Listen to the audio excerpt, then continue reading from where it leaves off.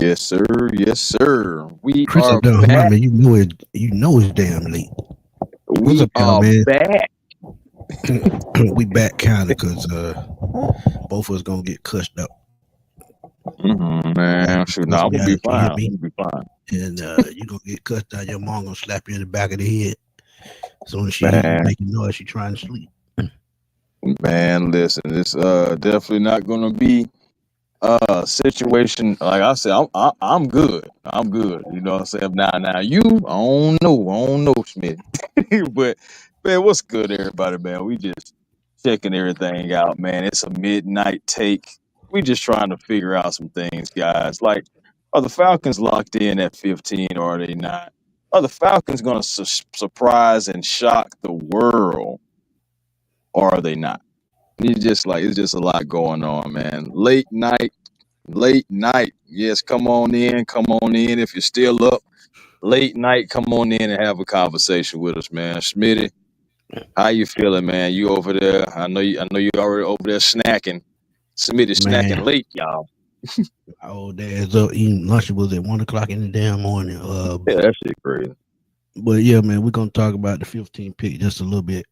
We're gonna meet. Yeah, meet on. I ain't in the bed right now, but I'm still on that bullshit. But we're gonna talk about the 15 pick just a little bit. Give y'all a couple surprise picks of where the draft could go. With the Falcons, we talked about it a little bit the last time, but we're gonna dive a little bit deep into it. We got a surprise topic as well, man. Drake London. What does his future hold in Atlanta? I want to know because I'm interested. As I said on Mad Mike show, this had to be a super year for Drake London because, as I said, Mhm. number one receivers, you can get them in any draft in a year. They are replaceable. And T. Higgins has set the bar as far as the low points, the floor for wide receivers because I think he's at what, like 23, 24. So It's his definitely numbers a are better than conversation Drake for London. sure. Yeah, his numbers are better than Drake London, and Drake London still could get more than him because the market only increases after a certain point. That means a lot Right. for Kyle Pitts as well. So we'll get into that, man. But And first even off, Justin number Simmons. 15. Oh yeah, Justin Simmons. Hey, we Even can Justin start off with Simmons, Justin Simmons, man. He may not be done in Atlanta, man. Justin Simmons, he had some interesting comments on Up and Adam with Kay Adams. You know, and shout out to her for the interview. Correct. But yeah, man, he's basically saying that hey, he is not closing the door on a possible Falcon reunion coming back to the Atlanta Falcons being in the red and black. And I mean, I don't know how you feel about that, man. I mean, heading. I know we're getting close to the draft, so like, how do you feel about possibly Justin Simmons coming back to the Atlanta Falcons with no Jimmy Lake? Honestly, bro, I have no problem with it. Mainly because if he comes back, I have no problem with it. But I'm looking at it as it really depends on which direction the Falcons want to go. Do they really want to hand out another contract of that magnitude? Because think about it, he signed for 7 million plus last year. He played on the base of four last year, and he get the other three this year. So it's like dead cap money to the Falcons. So um, he's going to have that to rely on. So with that 3 million, they could have budgeted themselves to bring him back at a lower number this year. Say like that three that he's owed is from last year, but at the same time, it's $3 million that's going to be in his pocket. So let's say they sign him for 5 million. That means he makes 8 million this year. That's still more than last year. So I mean, it's just all in how the Falcons budget, man. If they can budget right, um, I feel like that they can pull it off. And honestly, I honestly really don't know how I feel about it, man, because at the end of the day, you got to start giving the young dudes a chance. Yeah, Yeah, that's yeah, that's where I'm at with it, Smitty. You already know. I'm like, I'm not with hindering development or hindering a guy's playing time. I mean, right. DeMarco Hellams, we have him waiting in the wings. We still don't know exactly what he is. I know on tape, it's like he has some coverage issues.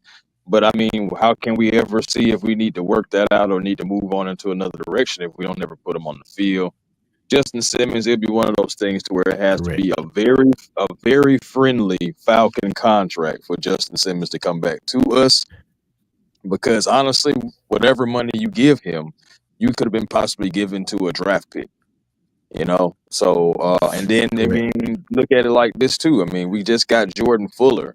So is he really a need? Because if you bring back Simmons, then you're gonna have Simmons, Fuller, Jesse Bates, DeMarco Hellams, and possibly some practice squad guys, all competing in that spot. And it's gonna be kind of loaded. So That's I facts. think it also depends on the draft. Now, I mean, if Justin Simmons signs before the draft, then we're guaranteed not most likely taking a safety at least in the first couple of rounds. And Um, I think then that means we're going to double up at edge or defensive tackle, or even go after a linebacker in this draft. Shoot, I'm even looking at corner. I still Oh, believe Mike definitely, Hughes definitely. need some competition. Mike Hughes Yeah, needs some competition. bro, I still believe Will Johnson in the cards at number 15. As strange as that may sound, as I said and I told y'all, um, you look at what the Falcons have accumulated in the offseason. Um, Another elite type corner can help the pass rush better than going out and get an edge rusher helping the pass rush, because sometimes you can lock down defenses and give the edges more time to get to the quarterback, depending on how long you can lock down that receiver. Now we know a lockdown is every bit of 1.5 seconds up to 4 seconds, so it's not long at all. But you add Mhm. another ball hawking corner on the other side of AJ Terrell that's going to be aggressive. Have somebody helping him over the top like a Jesse Bates. Say like if they playing single high safety and Jesse Bates can roam to either side of the field. If you have somebody like that behind you, you wouldn't mind having a rookie. And also by having a veteran Mike Hughes in front of him, you can bring him along and develop him slowly. And what I like about Will Johnson coming to Atlanta is the coach that we have in Jerry Gray. He's one of the better defensive minds and defensive backs. Is what he teaches. That's what Raheem Morris teach. So I still feel like Will Mhm. Johnson should be in play, or Jade Barron. I could go either or. But cornerback should still definitely be in the conversation at Yeah. number 15 spot. Me, No, bro. I don't think I Stephen think Gilmore we will good, come huh? to Atlanta. I think he's a little bit over the hill. We seen he could still play last Off year in Stephon Minnesota, but Gilmore. I don't see it. Nah, I wouldn't even bring in Stephon Gilmore at this point just because of this draft. This draft has a lot of talent in it. I still don't see us pulling another AJ Terrell taking a corner in the first round right now. I just I just feel like we need first of all, we can get a corner in the later rounds.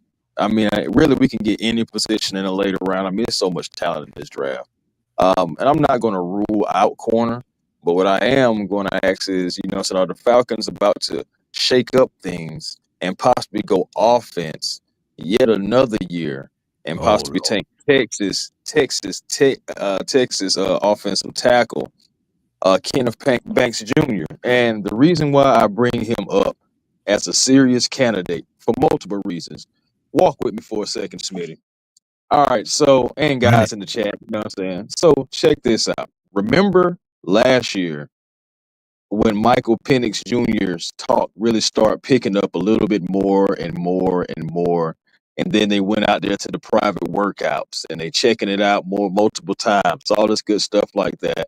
Now we figured that Michael Penix would be a Falcon, but the only person that really was saying, I know we was taking him in the second round. I know a lot of times in a lot of mock drafts last year that we did, me, you, Big Low, Uncle Steve, Berto, so we taking Michael Penix in the second round. Now, of course, the draft didn't fall that way, and we took him in the first.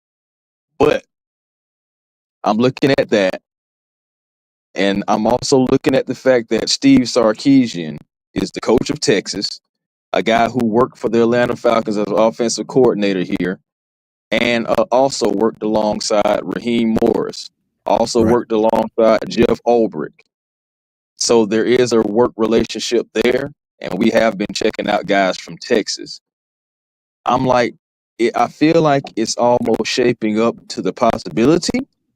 that we really could, for another year, go offense and go offensive tackle and bring in Kenneth Banks. And I know what you're thinking. The folks like, well, okay, so that means Caleb McGarry is gone. Not necessarily.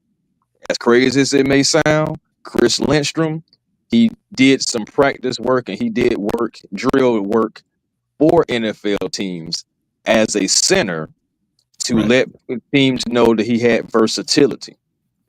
Kenneth Banks Jr., by some teams right now, is considered a guard and not a tackle. It's a few AFC teams right now, a few AFC GMs and Yeah, executives that the say for Bears us, actually have him viewed as a guard. right. So that's what I'm saying. You got teams viewing him as a guard. What if the Falcons move Chris Lindstrom to center, especially if things aren't working out with Ryan Newzeel, or make it a competition between him and Newzeel, possibly for center, get him some work at center, and possibly Kenneth Banks be guard and Caleb McGarry still your tackle. Now that's a lot of moving. That's a whole lot of moving. But let's not act like we haven't seen things like this happen before in the NFL. Guys who used to be tackles playing guard, guys who used to be guards playing center. So Yep. it's not like it's far fetched. It would be a lot of moving, and it would be so crazy to do this instead of going defense. I want to Yeah, go the defense, Falcons and have I a want to history of trade that. it back. Falcons Right, have a right. history of that. You got to look at But that. You got to take that in consideration, because all we have seen is offensive players. And with all these work relationships going on, they're getting the inside scoop on some of these guys. We can't rule out the fact that it may happen, y'all. yeah, Woo. I and ain't gonna lie, like I that'd be said, the great. Falcons have a history of it. Joe Van Noot was a linebacker in college. He gets drafted. He moves to center. Um, Jake Matthews was a right tackle at Texas A&M. He gets to the NFL. He's a left tackle. So it's always a lot of switching. Bergeron was a left tackle in college, but he gets to the Mm-hmm. NFL. Falcons moving to guard. So And I love him right in the guard position. right. So So it's like it's a that's lot what of I'm saying. shaking We're already doing things like that, and we already got some shake, rattle, and roll going on. So it's just like, guys, like, I'm not saying we will do that, but I'm just looking at the tendencies. I'm starting to just stop listening to everything that's being said and kind of just looking at the actions that are being made. Oh yeah, And because and this just feels like deja vu. This just feels if like you remember deja vu. last year, you were riding with us last year at this time. Right. If you remember when I saw, and I think we talked about it a long time, when Michael Penix did a workout and Arthur Blank took a flight out to Seattle, I said, Chris, we know what the Falcons gonna do now. And I kept seeing people say, "Nah, man, we're gonna take Latu from UCLA." Bro, because you He's the know I right was pick, super high on Latu. I was right? super high for Latu to the Falcons. So it's like, bro, I be hearing you, and I'm not saying I be disagreeing all the time, but it's just like, bro, I'm like, come on, we need defense though, and we did. Mm. But at the same time, I did tell you though, I was like, hey, the quarterback class for this year right here is It's not trash strong. compared Yeah, compared to last year. So I was like, so if we do take a quarterback, it's like, it's gonna be hey, right there. Yeah, you know what I'm saying? You know what I'm saying? But my thing is too, I was just asking, why are you doing that? If you gonna pay Kurt all this money, you could have just did that again. But of course, you know yeah, what I'm saying, some of us think that Michael would have been there, some of us think that Michael wouldn't have. But at the end of the day, it's water under the bridge. He's our quarterback, and he's gonna lead us into the future. And you got other teams right now who are trying to figure out like how can they work Jackson Dart into their system. And I'm just glad we don't have to worry about that. Ooh, that's gonna be tough because for some reason I still think he's going top 10. I don't know why I feel that way, and it may not be one of the teams that there right now. I feel like Chicago can trade out of their spot because they spent this offseason, they made some good moves, so they don't have to You don't panic. think they believe in Caleb? No. I'm saying they don't have to make a risky draft pick, a panic move at number 10. They can trade out of Oh, that spot. They have their quarterback. They went out and yeah. signed and traded for 2 offensive linemen. Probably still need a tackle. So if they move back, they got to pick of the litter wherever they want to move. The only reason why I feel like Chicago should have stayed there if Aston Genty fall to them at number 10. If he falls to them at number 10, yeah, you stay. But if Mm-hmm. he's gone before number 10, which is possible, I think the Bears should trade back and somebody else like the Steelers or who else needs a quarterback? Minnesota has JJ McCarthy, so they don't need a quarterback. Uh, Mm-hmm. Tampa, they don't need a quarterback. Miami, you could say Miami because Tua, he's Sure. Mm-hmm. yeah, he's one hit from being retired. So Miami could possibly look at a quarterback. Arizona, they don't need a quarterback. So I think if it's anybody, it's going to be somebody in the 20s like a Pittsburgh that looks at Jackson Dart. And I could see the Saints at number 9 right before that. So Could the Jets possibly snatch up Jackson Dart just because I mean they have Justin Fields, but they possibly may want to bring somebody in to give some real competition. Maybe somebody young and I fresh, can like see that somebody like because that. they didn't pay him a lot of money, so it's not another dead Right. cap space. So yeah, I can see the Jets, but I still think the Jets.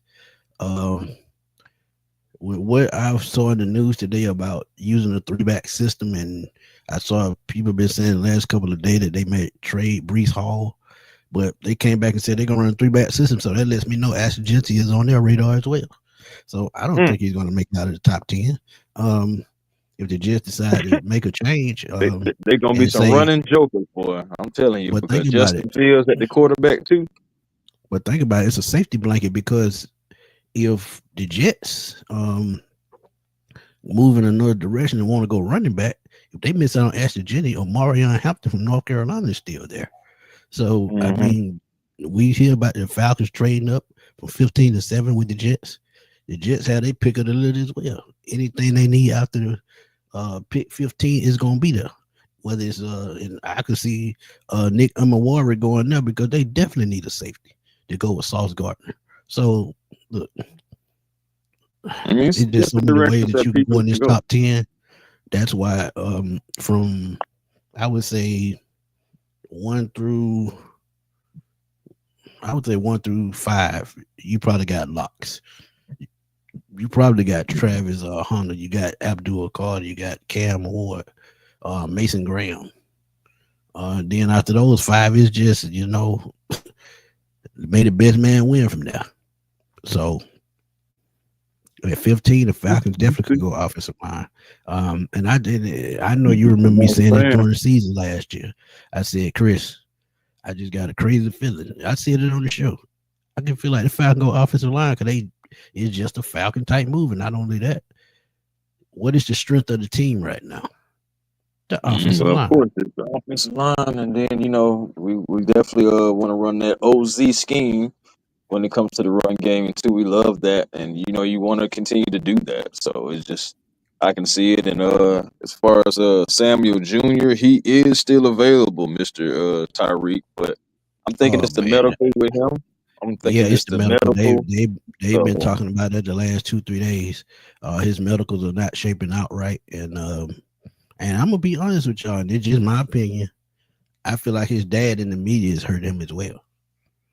Because it could sometimes be they see that as firing back a because of the distraction. way he's been acting towards Dion and other players, and giving crazy takes.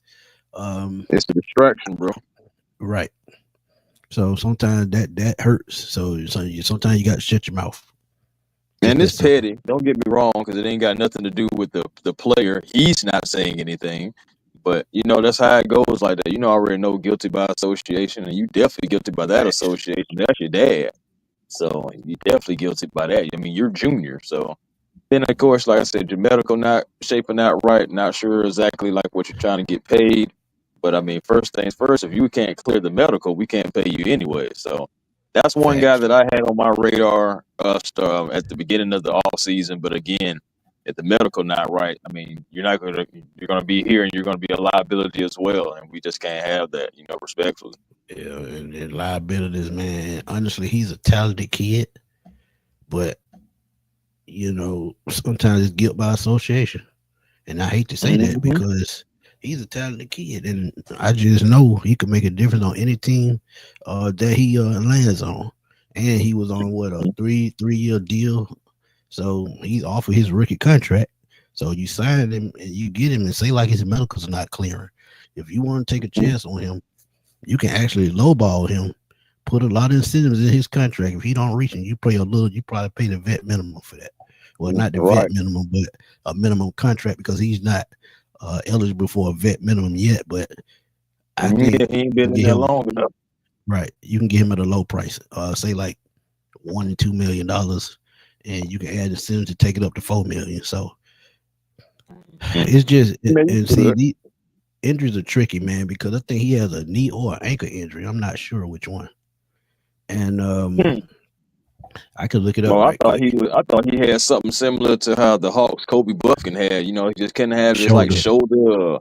Yeah. shoulder, or collarbone area. You know, what I'm saying, right or something. Regardless, it's something that is not either healing right or it's just misfiring or something, because it's Yeah. definitely he's definitely a talent, and that's a guy who I was expected to be coming off the board a long time ago. And honestly, if he does get signed, it looks like it's going to be after the draft. Now at this point, like again, so much talent Exactly. It coming was out a of this shoulder draft. injury. He only played in 4 games last year.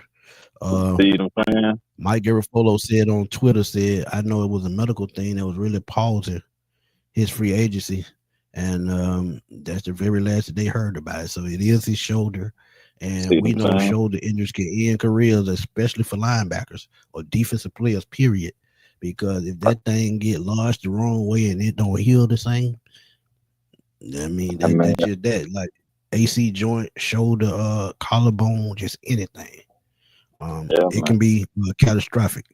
And I mean, don't you look forget, at it when he's you only see 5. pictures, man. Go ahead. That end Go ahead. pictures. Now, I'm just saying, you see what a shoulder can do to a pitcher, depending on what happens, man. If we're Right. you may need surgery on it. It may keep on flaring up on you. It may end your career. You know, it's just like an elbow. And, and So the way it's looking right now, Ashante Samuel may miss the entire 2025 season that's because terrible. he only played in 4 games. So he's been, that's what, Yeah, I think he September, played the beginning of the October. season. Yeah, Yeah, I think he October played by the the time beginning of he, the season and got hurt. yeah. So October up to right now is 6 months. He should Mhm. be at least 80% at this point. At least 80%. Because shoulder, depending on what injury it is anywhere from 6 to 8 months, usually. Mhm. And if it is a little bit rougher, it's probably 6 to 10 months. So he still should be in that time frame. So Right. We just it's gotta just see crazy. what's going on, man. Because alignment is it means everything, and it's unfortunate, man. Hopefully he gets back into the NFL, man, and things will work out for him. But speaking about things working out for somebody though, man, we got to get into it. In about 2 seasons, you're gonna be seeing topics about, okay, what are the Falcons gonna do with Drake London? Because he is a first round pick. We took him eighth overall, of course, in 2022. And right now, what I'm saying, he's going into like the third year, whatnot. In a couple of seasons, we're going to be either doing something to where we're either franchise tagging him, Right. or we may have to think about moving on in a different direction.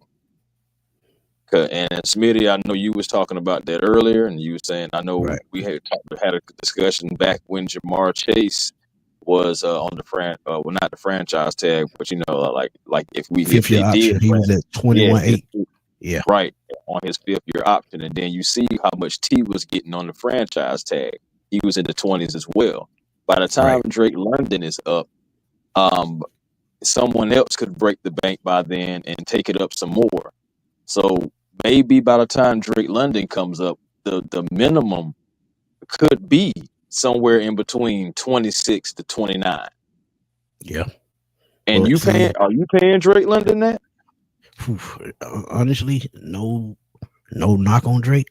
Have to say no because we talk about top tier wide receiver money. Yeah, he's a Hmm. good receiver, but he just had his first career 1,000 yard season in his third year. Well, And he finally just got a quarterback now. true, but at the same time, they gonna use that as, through the contract negotiation as part of the reason why he don't deserve the money. And as I tell y'all, wide receiver is one of those positions that's replenishable that you don't have to really go out and spend a whole lot of money because we've seen guys like Marcus Colston, who was a seventh round pick. Um, you saw who else? Hmm, Herman Moore was not a first round pick. I can go back. You have guys that hadn't been first round picks. Um, and he's going to use that first round pick status as getting big money. I was a first round pick. I fulfilled my job, and I feel like I should be paid this. And you can see it. Feel free and see. This is the year. They talk about the rookie contract max. Once you play 3 years in the league, a team can negotiate a deal to give you a max for those 3 years. If they sign him right now, it will probably be about 4 years. I would say between 23 and 25 million, somewhere in there. So it'd be like 4 years, 120 million.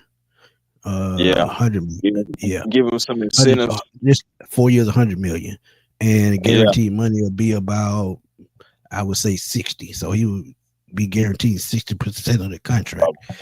Probably give him some incentives that'll probably drive it up to about 110, 115, like Pro Bowls, etc. Right. 1,000 yards, touchdowns, etc., etc. So make the pot a little sweeter for him if he produces. But yeah, I mean, it sounds like the smart thing to do would be to sign him pretty much after the end of this season or midway through this season or something like that, to try to get get as much as you can, like as like an extension that way, instead of waiting until like the 5th-year option and beyond. And again, you also got to think about the possibility of you may have to trade Drake. Like if the money ain't matching up, or if you feel like he's not worth what he's asking for.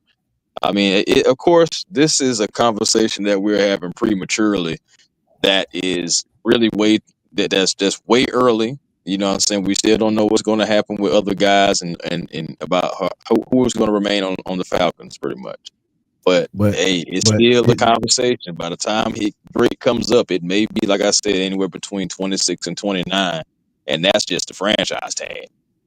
And let me tell you right now, if he doesn't put up at least 90 catches, 1,350 yards to 1,500, somewhere in that range, double-digit touchdowns, and they haven't signed him this season after his 3 seasons, oh yeah, you're going to have to go find another number 1 receiver, because guess what? You're going to feel like he hadn't played up to that number 8 pick. And like you said, it's true that he probably needs, he hasn't had a quarterback, but great wide receiver, they adjust. Who else didn't have a good quarterback? Andre Johnson. He's a Hall of Famer. Larry Fitzgerald. He only had Kurt Warner. Yeah, everybody else kind of revolving door over there, boy, for real. Yeah, if you got it, you got it. So, I mean, even Terry McLaurin, he just now getting Jaden Daniels. Right. So I mean, honestly, if Megatron didn't have Matthew Stafford, would he have made the Hall of Fame? I think so.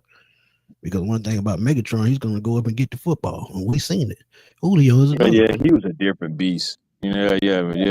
Between Calvin and Julio, we're talking about 2 guys that really ran the 2010s, like for real. Like when they was on the field, you knew a highlight was just a throwaway. Right. So like at the end of the day, I mean, yeah, it's just like you just got to go out there and just prove it. I mean, and for what it worth, for Desmond Ridder and for, I guess you could say, like Marcus Mariota, Drake was somewhat of a safety blanket for those guys, and they did try to get them involved. But of course, this year with Kurt and with Michael Penix, of course, has been his most productive season. So I am interested. I will say that I am interested to see what Drake has moving forward now that he's going to be working with Michael Penix and having that relationship is not a revolving door at quarterback. Before we get out of number, throw the numbers out right quick and give y'all exactly what I'm talking about. Very first year, very solid year for a rookie. 72 catches, 866 yards. If I'm not mistaken, that was a Falcon record for a rookie receiver. 4 touchdowns, 12 yards a catch. 2023, second season in the league, 69 catches, 905 yards, 13.1, just 2 touchdowns. Now, both of those first 2 seasons, he had 117 targets, 110 targets. A lot of that came from inaccurate quarterbacks. The reason why his numbers weren't inflated just a little bit more. So I agree with the quarterback as part of it. But Definitely think was about part it. of it. Last year with Kirk Cousins. Kirk Cousins, he did get 100 receptions, 1,271 yards, 12.7 yards a catch, 9 touchdowns, more than his first 2 years combined. So when he has a Combined. quarterback, he can be a number one target, a viable number one target. But what I'm saying, if he doesn't match those numbers or elevate those numbers just by a little bit, if he had 1,271, and remember, we playing 17 games now, so that gives you another game to do what you need to do. So He 1271 about needs to to move to be 18 in the 1470. next 3 years. I said Right. the next But three if years it's he about to move to 1271 18. last, just say this 1271 last year in receiving yards. That number needs to be at least 1571 this year. So he needs to prove that he can go out and be a number one guy, put up the numbers, make a difference on his team, and be that number one guy of the future. Because if not, if he goes below those numbers and he's going into an option year, that option number, if Kyle Pitts at 10.8 as a tight end, he's going to be anywhere from 17 to $20 million on an option, a 5th-year option. So that's Right. why I said they need to jump in front of it this year, give him his contract, and Yeah, I can agree with that. if they're gonna keep him for the future, they get him at a lower price right now. Because if he has a dominant year and those numbers go up, he's gonna be in the Same way T with Higgins AJ. range or higher. It was the same thing with AJ. We had to go ahead and pay him because honestly, can you Paid imagine him at trying the to go into right time. negotiations with him this year at the end of this year? And, Yeah, because he had a decent season, seriously. I said especially the second half, AJ, he was putting folks in jail. So, right. like, can you just imagine like having that conversation? So it is good to get, certain players locked in. If you feel like they're going to be a part of your future, go ahead and lock them in because you don't want to start having these strange conversations later on after you see guys who might have been in the league just as long or a little bit longer than them, maybe a year or two, and Right. they starting to get money. Wheels start turning. Players start, wanting And the that's it. same thing And, or at least and something that's similar. exactly why I said sign into a deal right now because that number is going to go up expeditiously in the next 2 years. Like you said, when his 5th-year option comes along and they can't work out a deal, they still gonna have to pay him probably about 23 to 25 million. So going to get it done and pay him that right now. So down the road, you won't have to worry about that because you had that problem with Julio. You don't need that problem with another receiver. Never. Yeah, And you this is really why don't. I had the balls to say it that if he's not where I think he is after this season, where he needs to be, I would be drafting another number one receiver in 2026. That's I just my will. opinion because I will receivers. add to that. I Go ahead. will add to that because I already know where you're going. Because I know receivers, hey man, it's some burners coming out. Just saying, like year after year, you do have some top receivers, so it's not Right. like you're gonna be desperate for it. But I do want to say this. I was like, I mean, 12. He got 1271. And I'm thinking about it. Okay, Kyle Pitts is up in a contract year. They're probably going to use Bijan Robinson a little bit more. Unfortunately, if that happens, that means probably the usage of Tyler Algier is going down even more if he's still here. But Right. also you got to think about this. Darnell Mooney almost had 1,000 yards. You don't think he want to get over 1,000 yards as well? So I'm just wondering if it's going to be enough football to go around for Drake to get over to get the 1,500 yards. Because I mean, we do have But honestly, weapons, respectfully. now that they have the quarterback to get these guys the ball, I think it's going to be enough football. It just depends on how you balance the run into everything. And another one that you gotta think about as well is Tyler Algier gonna be here after this year. So he's a key piece to this puzzle as well. Because are they going to be well, I know they're going to be a pass heavy team, but how much would they blend in the run? You got to figure in Bijan Robinson as a receiver, Tyler Algier as a receiver. I mean, that's why I said if you feel like he's not going to put up those numbers and you're going in a certain direction, you may need to start thinking about drafting another receiver soon.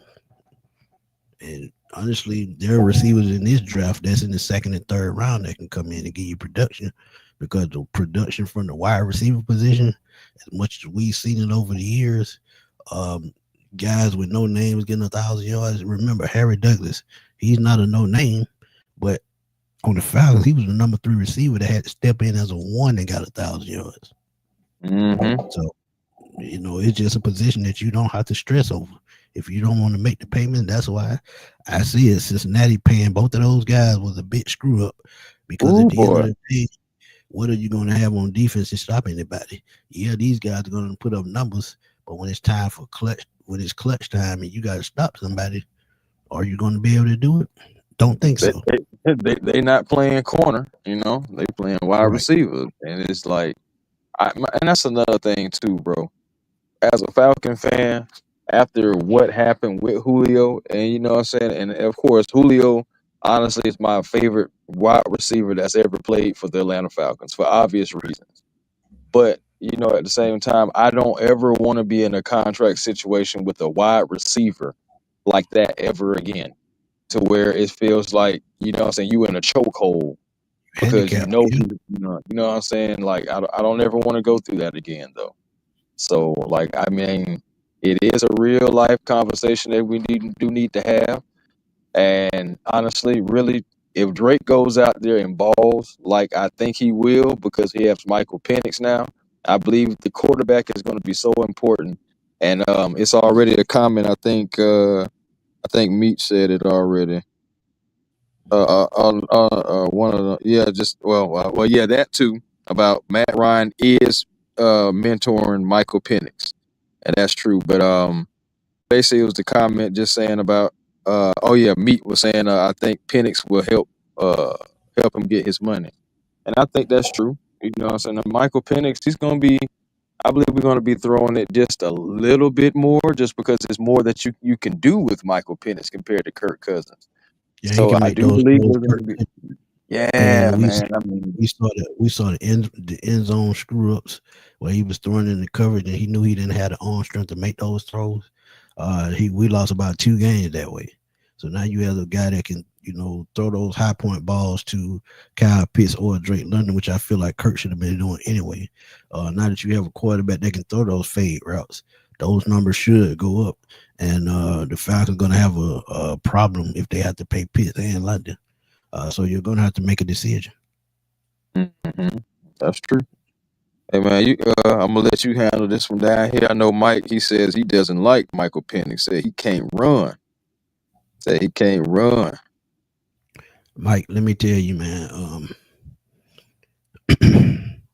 I know we living in a day where mobile quarterbacks are becoming more common in the NFL, but pocket pass is going to always be undefeated. And let me tell you why.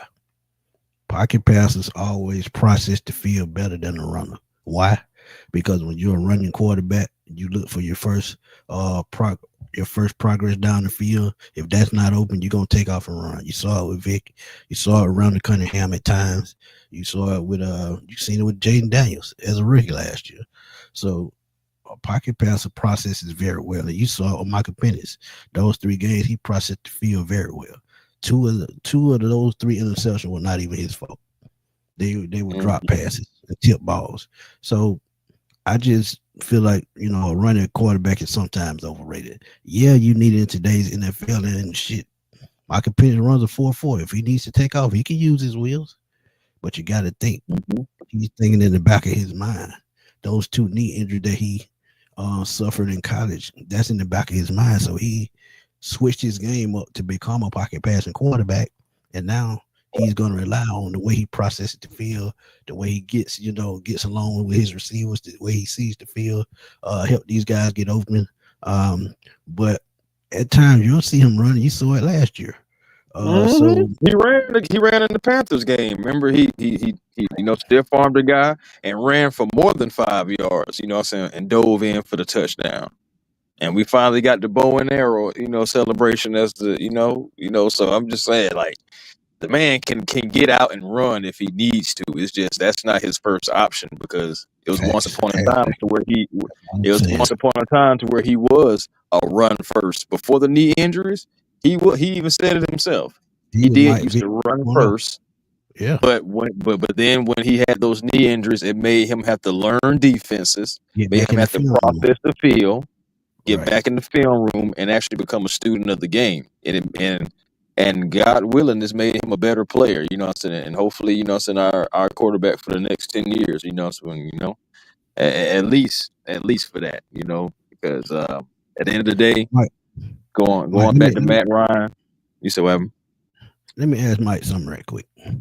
Mike, I don't know how old you are. I'm 45 years old. I started watching the Falcons in 1989. I've been a Falcons fan since I was 10 years old. If you remember those owners that we had before Arthur Blank, they were not worried about. See, you're 34, so you're a little bit younger than me. So a lot of the things that I saw, you didn't see. You probably seen it on film, but trust me, the Smith family, when they owned this team, they didn't give a crap about winning. Only thing they were worried about was selling Yeah. tickets. The 1980s, at the end of the 80s, when I started watching football, I even remember some of the games before 1989, before Dion got here. I remember a game in Denver where they ran the hell out of John Riggs and still lost by 3 touchdowns. Not John Riggs, Gerald Riggs, and still lost by 3 touchdowns. That's great. I can remember Steve Broussard was the running back in the run and shoot offense, but they didn't have nothing. So the Rankin Smith and the Smith family, they did not re-sign Deion Sanders. They told him to go find a place where he can win because they did not want to pay him the money. So Arthur Blank gets here in 2000, buys the team, instantly puts them on the map with advertising, marketing, trying to put their name out here. What does he do? Go out and get an electrifying player that everybody's going to watch to make a Falcons a household name. And he's been doing that since he's been here. Traded for John Abraham from the Jets. Drafted Matt Ryan. Drafted Roddy White.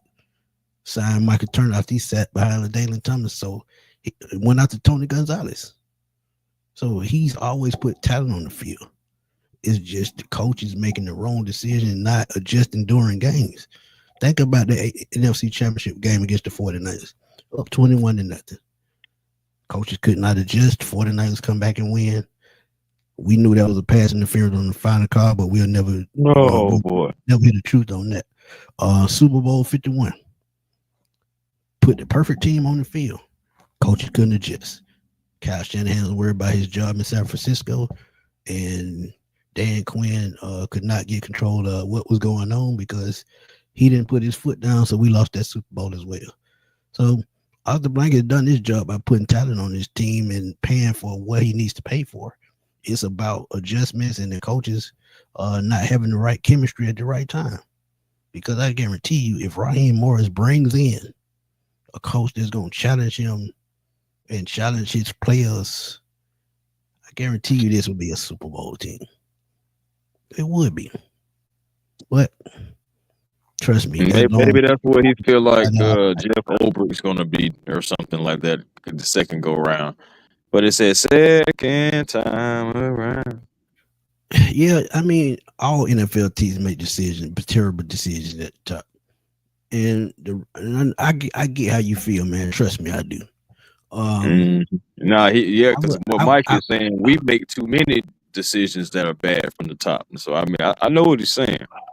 Yeah, and that's why he made Rich McKay take a step back, because a lot of these moves are, we want to blame it on Fontenot and blame it on the head coach, whether it's Dan Quinn, Arthur Smith, but a lot of these moves were Rich McKay as well, because if you think about it, Rich McKay won a championship with the Bucks. He was in the front office when the Bucks won a championship, so he knew what type of players to bring in.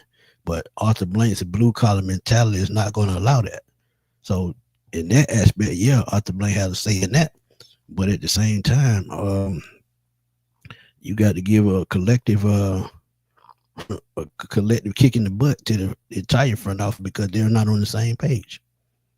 Like I said, Rich McKay won a title with John Lynch, Derrick Brooks, Warren Sapp. He know what it takes to win a championship. But I will say this though, what the Falcons did under Rich McKay have one of their underwhelming drafts though, for real, before Thomas Dimitroff was hired. And I know for like one, but that's when we got Matt Ryan when Thomas got here. And it just, hey man, at the end of the day, bro, I just want to see us do make better Bro, decisions one starting from the top. people can But knock Tommy Dimitrov off all they want to. They can knock him clean off the block. But one thing I give him credit for, he wasn't and scared to go out the top. I yeah, give him I mean he wasn't he scared to did go out that the top. Julio. He did that Julio trade. You know, he what was a part of the draft that where we got like three starters with Neil Debo. You know, having them guys come in. You know, I mean, he did some things for us. You know, sometimes Dimitrov and Mike, stuff like that. But right, Chris. Mike, I'm gonna be honest with you, bro. That's a culture thing. Um, that's the mhm. Eagles understanding that championship caliber players don't come every day, and they're gonna get as many on their team as they can. It don't even matter if they went to the same school or not.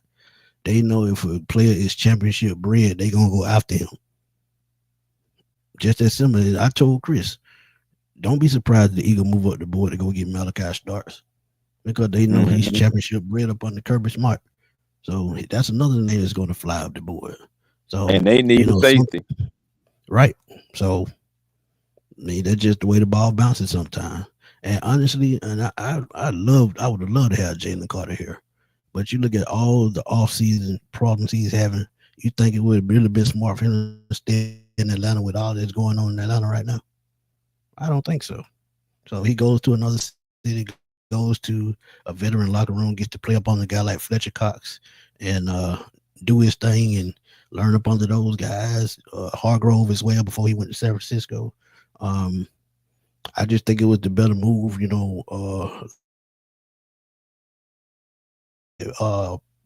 person wise for Jalen Carter.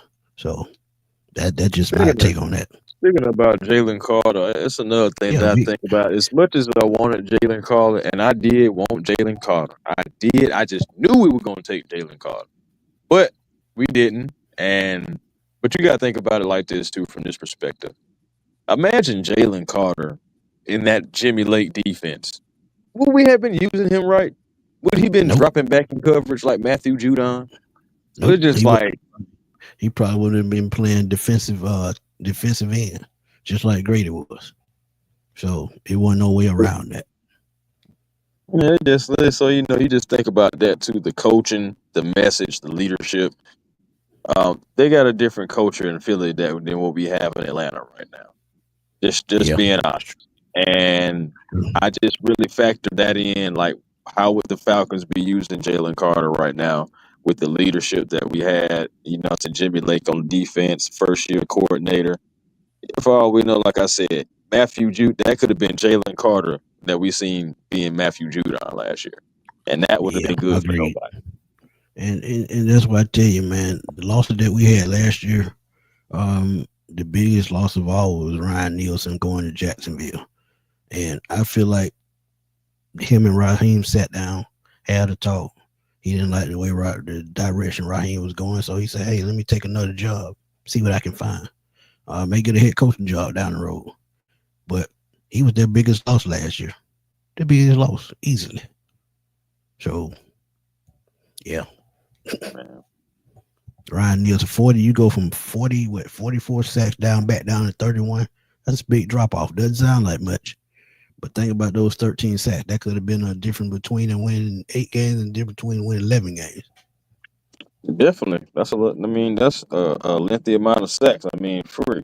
Right. What you mean? I mean, we had like what? They had like 44, 42 sacks, and then the thing 44. about it is, yeah, and that's what I'm saying. Like, and the thing about it is, without that second half surge that we had, if we didn't have that, we wouldn't even have got into the 30s. Man, we probably So would have been there like shit 10 less than what we had. Maybe no. We probably would still I been in the teens because we were stuck at 13 for a while. Bro, I'm telling you, I'm We telling you, had 13 sacks in week 10. if we Yep. did not make that change, we were not getting over 21 sacks. I really didn't see it. If we didn't make that change, Yeah, and because you shoot, we can't. didn't even get no sacks on Bryce Young. You know what I'm saying? That's how you knew Sad. things just went back. It just was terrible. Everybody was frustrated. People throwing helmets and everything like that because everything was just so stupid. It just like, why do we go away from the things that had us in the game? But again, Jimmy Lake is no longer here. He's actually with the Rams with Sean McVay. He's Sean McVay's problem now. Hey, Tyreek, Rich McKay somewhere behind the scenes. We'll never know it, but he's there. Trust me, somewhere Yeah, in the he building. right hand man. You know, he right hand man. So He's probably going to be the one to take over daily operations if something happens off the blank. So yeah, they got Rich McKay tied all the way into this team. He's working with the United on the general manager side. He works in the NFL office, so he's all over the place. But trust me, he still put in his phone calls to let people know what he thinks. yeah, man, truly believe it. Truly believe it has just a little influence. Hey, make a phone call and I can just say, nah, don't do that. Right. No, so I really see it. I really see it, bro. Yeah, man. But Drake London, man, I pray he's here, but I'm just a firm believer looking at the future, man. Um, wide receivers come a dime a dozen. That's all I'm saying. It's just like you have a carton full of eggs, 6 eggs in the carton. One, two, three of those guys could put up 1,000 yards. That's just how wide receivers work. It's just that type position. You got to go out there, do your job. Yeah, that's it. But you got We anything don't else have before we get out of here, Chris? Man, I know, Schumann. We don't talked about Justin Simmons and his comments and saying he leaving the door open for the Atlanta Falcons just in case. And we also talked about possibly the Falcons may be shocking the world and taking another offensive player and offensive tackle Kenneth Banks Jr., who has some relationships with Texas. And of course, Sarkisian is down there. And of course, he was up here with the Falcons once upon a time. So you just never know with Right. that. Then, of course, Drake London.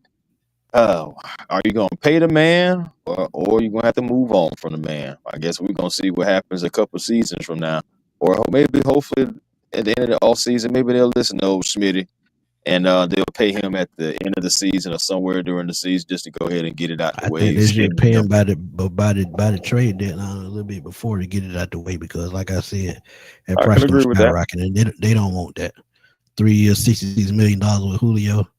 Yeah, that was a lot of money back then, but now it's 3 years, 75 million, 3 years, 80 million. hmm So yeah, hmm so you don't want that And problem that's no what more, I'm man. saying. No, sir. I did. You know what I'm saying? Got much love, mad love for Julio. Appreciate what he did in the Falcon uniform. But I don't ever want to be in that situation again. Nope. But tell everybody where to find you, man, before we get out of here. Hey man, catch me at A1 Forever Sports. That's the platform on YouTube. Make sure you guys find your piece today because this is a new day and it is 1:30 in the morning and it's never too early to do that. But also, man, Falcons, Hawks, Braves, man, and other little sports material you can find on A1 Forever Sports. Also, catch me on TikTok, The Real A1 Forever, Instagram, A1 Forever, Twitter, A1 Forever. And also catch me on the Hawks Digest as well. Dropped the video tonight, post game. Zachary Ricochet with a new career high 38 points, 15 of 20 from the field. And hey, Hey man, man, I think he catching it. I think he catching on, man. Look, going into the next right, season, right. he's gonna be one of the players to watch. Hey man, I'm telling you, man, he's really coming on. He's only 20 years old. Really just getting that good playing time now, especially with Jalen Johnson being out.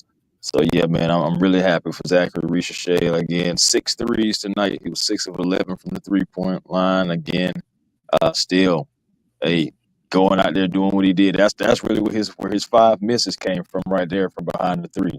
Because again, like I said, Right. he was 15 to 20. And Yep. so yeah, I said new career high 38. Couldn't quite get to that 40. He was trying to get there. He really was, but hey, he was unable to get there. But hey, he stirred 38 points is still a lot, and he's had 4 30-point games this season. So hey, man, sound like rookie of the year type stuff to me. But yeah, Sound like man, it to like I me. said, But Yeah, man. we gonna do a draft watch party. I'm just trying to figure out how I'm gonna set it up. But yeah, we definitely go on draft night. If I do end up going down to the stadium, I'm gonna find a way to stream from there as well. So either way it go, Hmm. I'm gonna get on live doing draft night. Yuri, man, what's Hmm. good, man? Good. That's Thank you good. for You're, checking on us, man. You're one of the biggest you Falcon good. fans out there. You know you were doing that bobbing that head and showing that them clothes. You're in the Mhm. house. Man, Europe be But everywhere. Atlanta United, everywhere. Falcons, Hawks, Braves. So it's just, real Atlanta That fan, dude man. that There ain't dude no is a such thing world as a bad traveler. Facts. But guy. yeah, man. Y'all know where to find me, man. Submitted Sports Machine on YouTube. Find me on NFC Soft Roundtable, man. We're gonna get back to it soon. But until then, y'all can catch out the replays. Go check out the replay I did with my homie TJ, who's a New Orleans Saints content creator, one of my good friends. Did an excellent show earlier yesterday, giving y'all thoughts on the Falcons off season, the Saints off season, Falcons draft, Saints draft, what to look out for in the NFL draft. So it was a great show, man. Please go check it out. And if you can subscribe to the State of the Saints podcast, I subscribe to it. That's my boy. And when the season gets started, Saints and Falcon rivalry pregame shows, they're gonna be lit, man. So trust me, you're gonna want to check that out, man, because the chemistry is wild. It's just like when me, Chris, and Berto met. When I talked to TJ, you know, I knew he was a knowledgeable guy. So he not only does that, he does reporting for Coastal Carolina. So he's doing this thing, man, doing interviews Oh, with that's Sports dope. That's dope. Illustrated. So he works for Bleacher Report like Berto as well. So he's a Bleacher Report teammate of Berto. So just please go check him out, man. But That's what's yeah, up. man, that's our late night deals, man. My old ass need to be sleep. And it's 1:36 in the morning, but hey, we had to drop this video because we were supposed to do it early in the day. But y'all don't know what happened when that storm rolled through. That was the end of it. Boy, But we got this show in for y'all, and we hope y'all enjoyed it. But we gonna catch y'all on the flip side, man, because me and Chris got to go to bed and go to work in the morning. But we gonna holler, man. Peace. all right, later.